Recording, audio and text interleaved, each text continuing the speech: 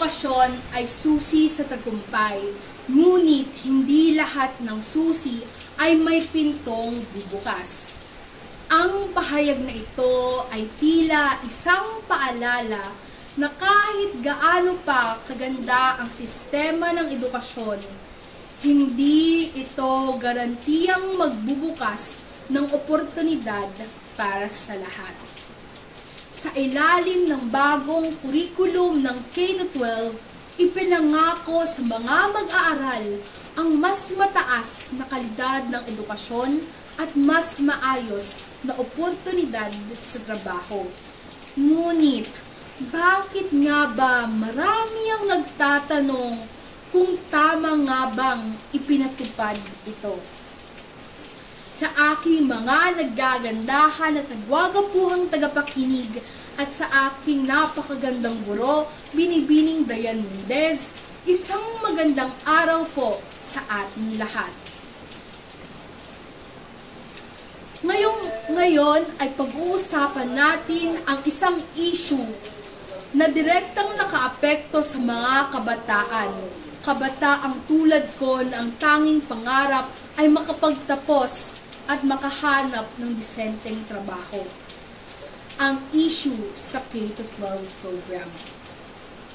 Dapat nga ba manatili ang sistemang ito o sapat na ang dating K-10 curriculum?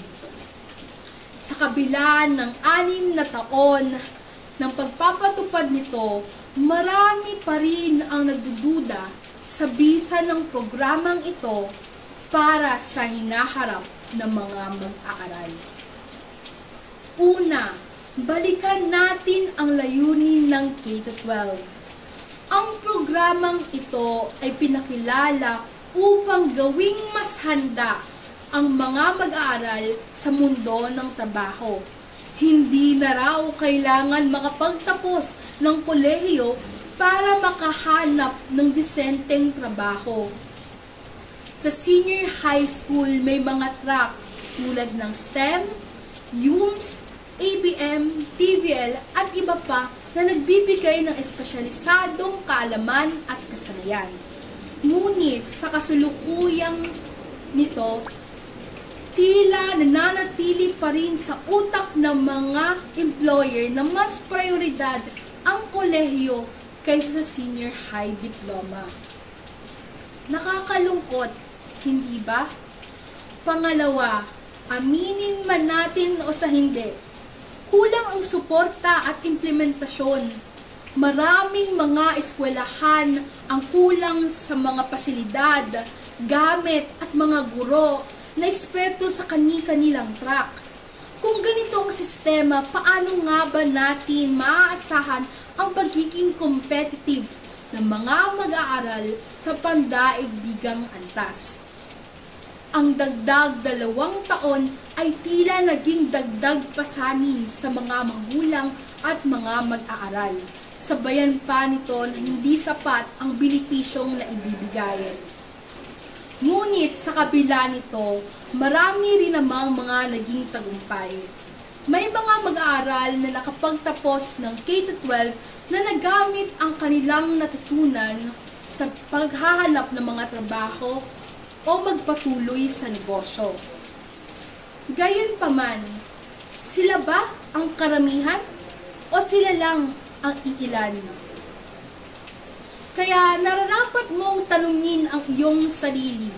Ang K-12 nga ba ang susi sa tagumpay o isa lamang itong panibagong hadlang?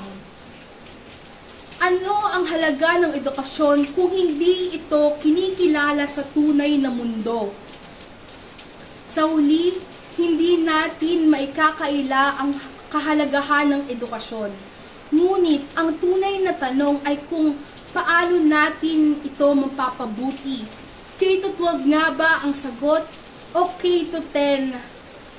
At mas lalo tayong pagtuunan ang pansin ang kalidad kaysa sa haba ng pag-aaral. Mga tagapakinig, ang edukasyon ay hindi lamang tungkol sa kung gaano kahaba ang ating ginugugol sa pag-aaral Ito ay tungkol sa kung paano natin ihahanda ang ating sarili sa realidad ng buhay. Hindi pa huli ang lahat para magtanong, magrekomenda at maghanap ng panibagong solusyon. Dahil sa huli, ang edukasyon ay pundasyon ng maayos na lipunan. Kaya ang tanong, alin nga ba ang susi sa tagumpay? K-10 o K-12?